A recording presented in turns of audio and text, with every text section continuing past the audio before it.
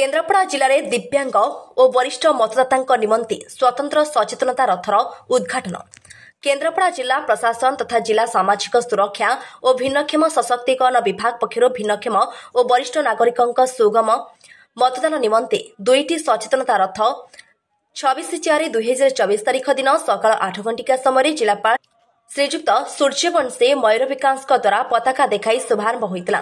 उक्त कार्यक्रम में श्रीजुक्त रमेश चंद्र पंडा, डेप्यूटी कलेक्टर श्रीजुक्त प्रभाष चंद्र दास, जिला सामाजिक सुरक्षा अधिकारी उपखंड सामाजिक सुरक्षा अधिकारी श्रीमती रूपाली प्रियदर्शिनी नायक और जिला सूचना और लोकसंपर्क अधिकारी श्रीजुक्त आलोक कुमार महांती, समस्त ब्लॉक सामाजिक सुरक्षा अधिकारी आदि उपस्थित थे। ଏହି ସଚେତନତା ରଥ ମାଧ୍ୟମରେ ଭିନ୍ନକ୍ଷମ ଓ ବରିଷ୍ଠ ନାଗରିକ ମତଦାତାଙ୍କ ପାଇଁ ଥିବା ବିଭିନ୍ନ ସୁବିଧା ସୁଯୋଗ ବିଷୟରେ କେନ୍ଦ୍ରାପଡ଼ା ଜିଲ୍ଲାରେ ସମସ୍ତ ଜନସାଧାରଣଙ୍କୁ ସଚେତନ କରାଯାଉଛି।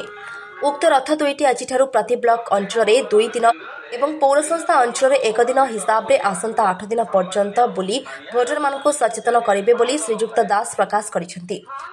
प्रथम रथटी केन्द्रापड़ा म्युनिसिपालिटी केन्द्रापड़ा ब्लॉक रे 2 दिन, डेराबिस ब्लॉक रे 2 दिन, गरजपुर ब्लॉक रे 2 दिन, महाकालपड़ा ब्लॉक रे 2 दिन और मार्साखाई ब्लॉक रे 1 दिन सचेतनता कराइब। सेहीपरि द्वितीय रथटी पटामुंडाई म्युनिसिपालिटी पटामुंडाई ब्लॉक रे 2 दिन, राजनगर ब्लॉक रे 2 दिन, आली ब्लॉक रे 2 दिन, राजकनिका ब्लॉक रे 2 दिन एवं मार्साखाई ब्लॉक रे 1 दिन बुली सारिबा परे उक्त सचेतनता कार्यक्रम शेष हेबो बोली श्रीजुक्त सुधांशु शेखर बेहुरा जिला मुख्यालयर ब्लॉक सामाजिक सुरक्षा अधिकारी सूचना देथिले।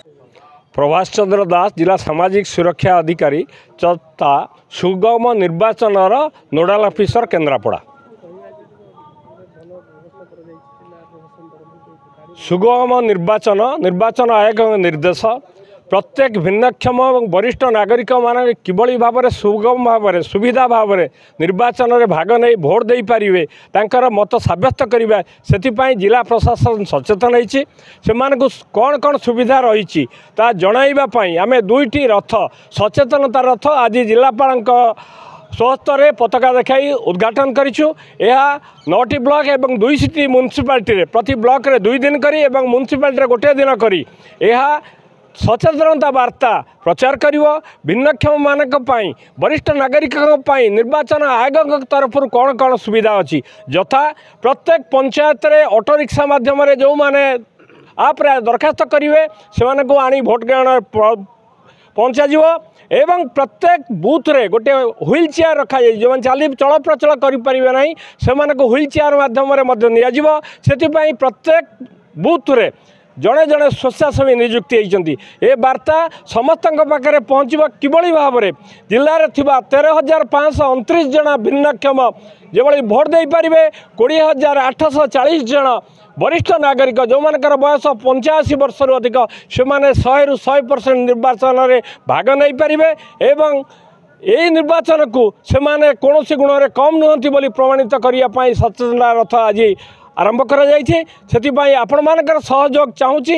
निश्चित भाव में वार्ता समस्त पाखक जाऊ समस्त भिन्नक्षम एवं वरिष्ठ नागरिक माने निर्वाचन में भाग नहीं आम निर्वाचन को सुदृढ़ करंतु। केन्द्रापड़ारू बलराम बेहरांक रिपोर्ट ONM न्यूज।